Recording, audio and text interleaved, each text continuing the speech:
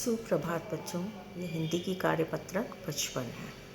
10वीं कक्षा के लिए कार्यपत्रक 55 में मानवीय करुणा की दिव्य चमक पाठ की पुनरावृत्ति की गई है।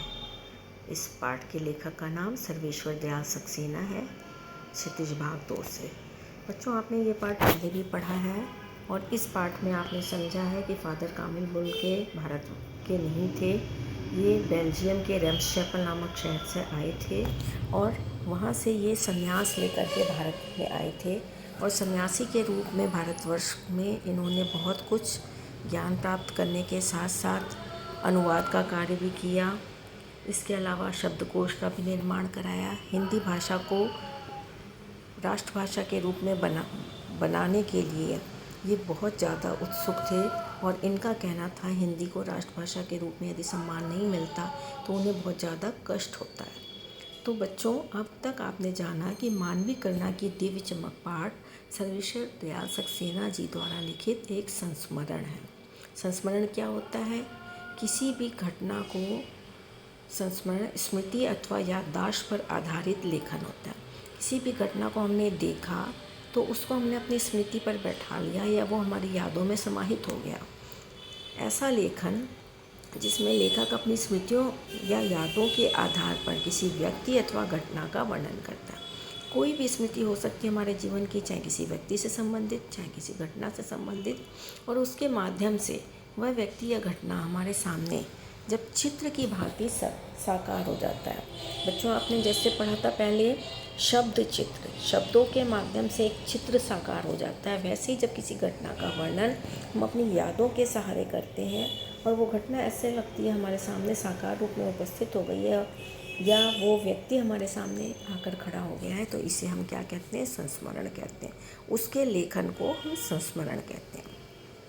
इस पाठ में फादर कामिल बुल्के जो बेल्जियम के रेम्सचैपल शहर से एक ईसाई धर्म प्रचारक के रूप में भारत आए थे। वो भारत में क्या करने के लिए आए थे? ईसाई धर्म का प्रचार करने के लिए। किंतु उन्होंने इस देश को अपनी कर्म भूमि बनाया। कर्म भूमि क्या होता है? यहाँ पर आके इन्होंने बहुत बड़े बड़े कार्य किए, कर्म किए और यहीं के होकर रह गए। फादर कामिल बुल्के ने हिंदी भाषा के विकास और प्रचार प्रसार में बहुत ही महत्वपूर्ण योगदान दिया। हम भारतवासी भारतवर्ष में जन्म लेने के पश्चात, ये हमारी मातृभूमि होने के पश्चात भी हम हिंदी भाषा के उत्थान के लिए इतना प्रयास नहीं कर पाते जितना कि फादर बुल्के ने किया। हिंदी भाषा को समृद्ध करने में इनके द्वारा लिखे गए शब्दकोश का महत्वपूर्ण योगदान है। सबसे बड़ा कार्य क्या किया इन्होंने? हिंदी भाषा का शब्दकोश निर्माण किया। इस पाठ में लेखक ने उन्हीं फादर बुल्के के स्वभाव और व्यवहार का वर्णन करते हुए उन्हें मानवीय करुणा की दिव्य चमक कहा है। बच्चों, आपको पाठ पढ़ाते समय पहले समझाया जा चुका है ऑनलाइन क्लास में भी कि फादर बुल्के को मानवीय करुणा की दिव्य चमक क्यों कहा गया। इंसान के अंदर करुणा की भावना होनी चाहिए, ये तथ्य सत्य है। लेकिन इसके साथ साथ कई इंसान ऐसे होते हैं जो करुणा की प्रतिमूर्ति होते हैं, जिनके चेहरे से हमेशा दूसरों के लिए प्यार, अपनापन, दया, ममता, प्रेम झलकता रहता है। फादर बुल्के भी ऐसे ही इंसान थे जो कि हर एक के दुख में, सुख में बड़े भाई की तरह, पुरोहित की तरह उसको सांत्वना देने के लिए, उसको हिम्मत बंधाने के लिए खड़े रहते थे। इसलिए उनको मानवीय करुणा की दिव्य चमक कहा गया है।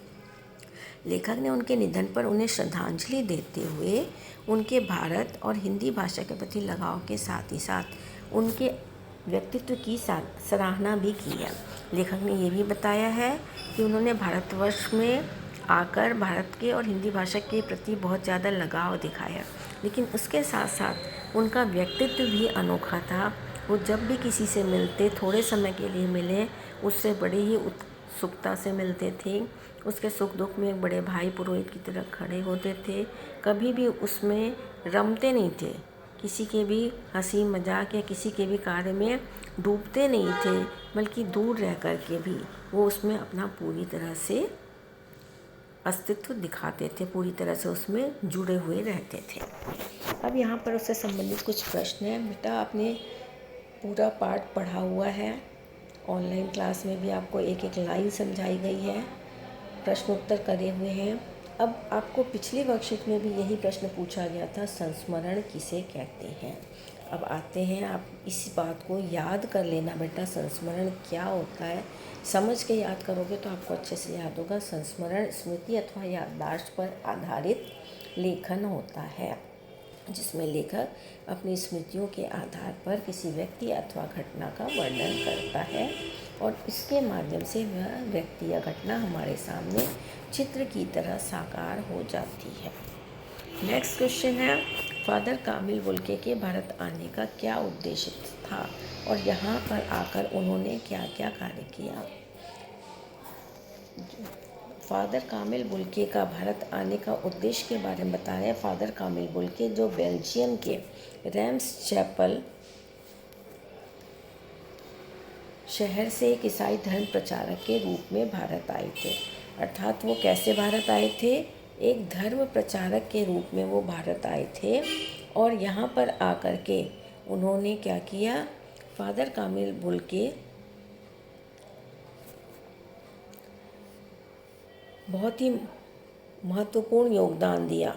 उन्होंने बहुत ही महत्वपूर्ण योगदान दिया है और उसके बाद कह रहे हैं कि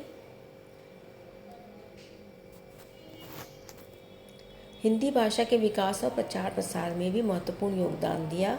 हिंदी भाषा को समृद्ध करने में भी इनके द्वारा लिखे गए शब्दकोश का महत्वपूर्ण स्थान है।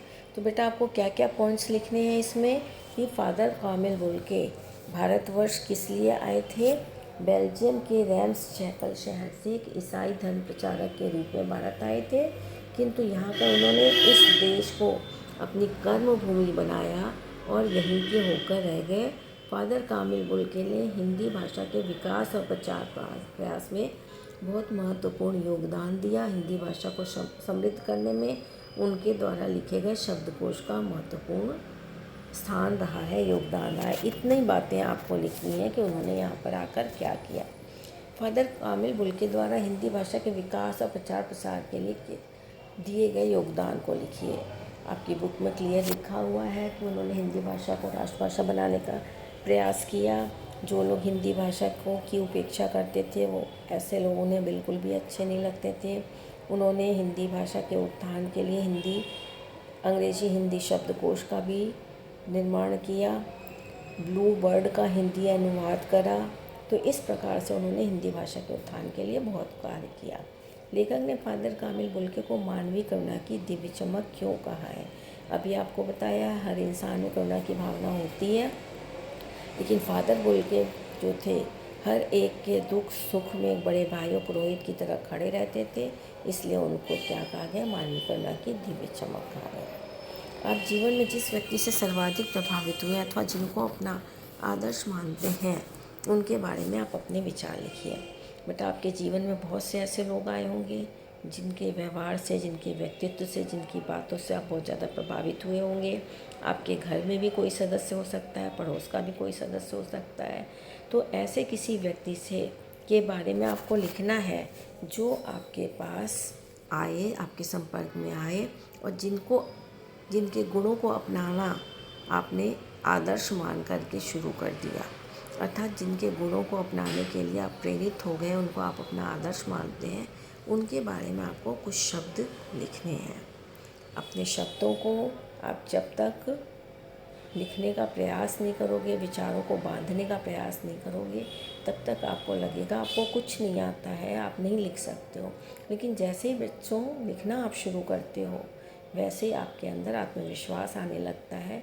तो इसलिए जो भी गतिविधि दी जाती है उसमें कम लिखो, ज़्यादा लिखो ज़रूर, ताकि आपको अभ्यास होता रहे और आपका आत्मविश्वास बढ़ता रहे।